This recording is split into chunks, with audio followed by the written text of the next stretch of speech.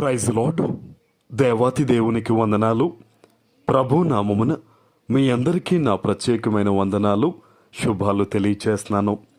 మీ ప్రార్థన వసతులు మాకు తెలియచేయండి. తప్పకుండా మీకోసం నేను ప్రార్థిస్తాను.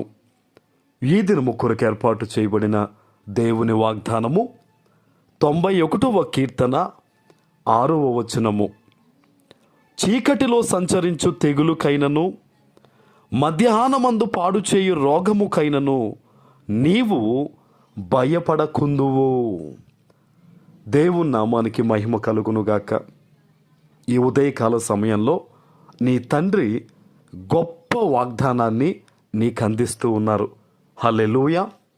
ఆయన అంటూ ఉన్నారు, చీకటిలో సంచరించు తెగులైనను కూడా ఈ అపవాది ఎవనిని మృంగుదువా అని గర్జించు సింహము వలె వాడు తిరుగుతూ ఉన్నాడు.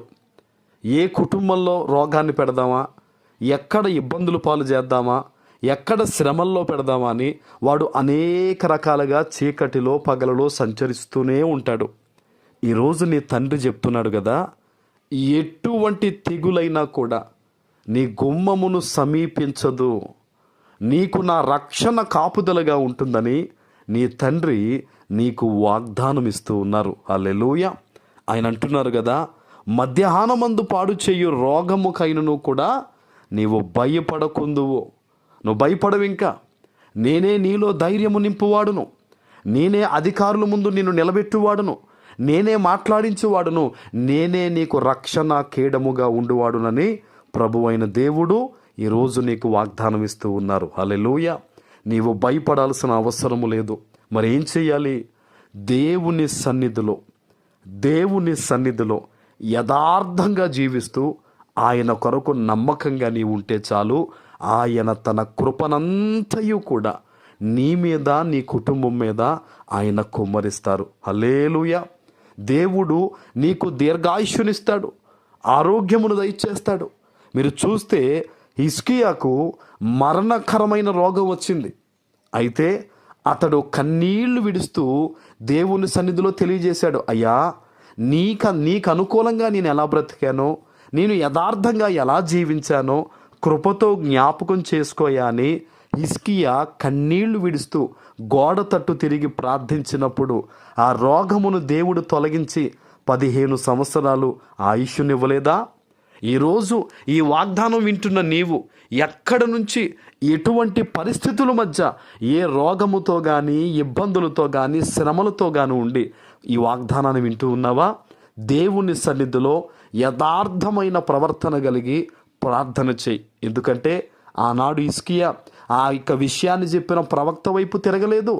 వెంటనే గోడ తట్టు తిరిగి కన్నీళ్లు విడుస్తూ దేవుణ్ణి ప్రార్థించాడు.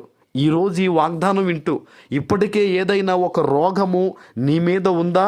ప్రార్థించు. దేవా, ఈ రోగమునకు యేసు నామములో నా మీద అధికారము పోవునుగాక, నేను స్వస్థపరచండి, నన్ను దీవించండి అని నువ్వు ప్రార్థన చేస్తే ఖచ్చితంగా దేవుడు ఆరోగ్యాన్ని ఇస్తాడు.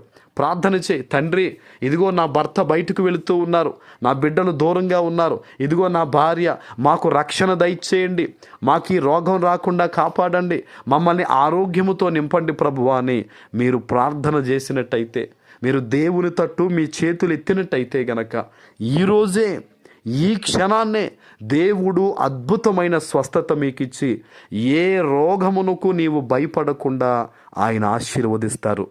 ఆమెన్. ప్రార్థన చేసుకుందాం. పరిశుద్ధుడు అయిన మా తండ్రి, మీకు వందనాలు. ఈ ఉదయకాల సమయంలో మీరిచ్చిన ఈ గొప్ప వాగ్దానము ప్రతి బిడ్డ జీవితంలో నెరవేర్చి స్థిరపరచమని యేసు నామమున ప్రార్థిస్తున్నాను తండ్రి. ఆమెన్.